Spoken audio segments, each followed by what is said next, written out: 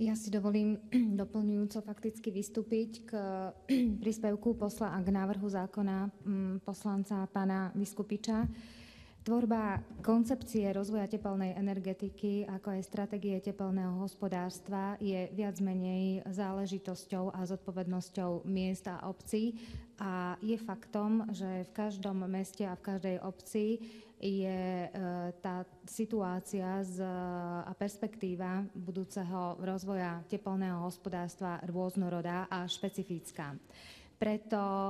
je veľmi dôležité, aby práve z úrovne miest, mestských zastupiteľstiev bola vytvorená diskusia, odborná diskusia a možnosť pre zúčastnených dotknutých zúčastňovať sa prehodnotenie koncepcie rozvoja tepelného hospodárstva, ale zároveň samozrejme aj zohľadňovať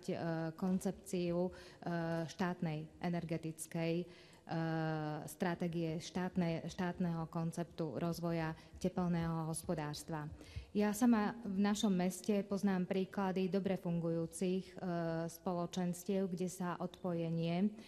od centrálneho vykurovania stalo výhodným a efektívnym, avšak na druhej strane poznám aj príklady miest alebo konkrétnych spoločenstiev, kde sa potvrdil pravý opak. Preto som presvedčená o tom, že je potrebné tejto téme venovať zvýšenú pozornosť, zvýšiť stupeň informovanosti a osvety a hlavne je veľmi dôležité nastaviť, upraviť legislatívne podmienky a prostredie tak, aby čo najviac sa priblížilo reálnym požiadavkám a potrebám miest a ich občanov.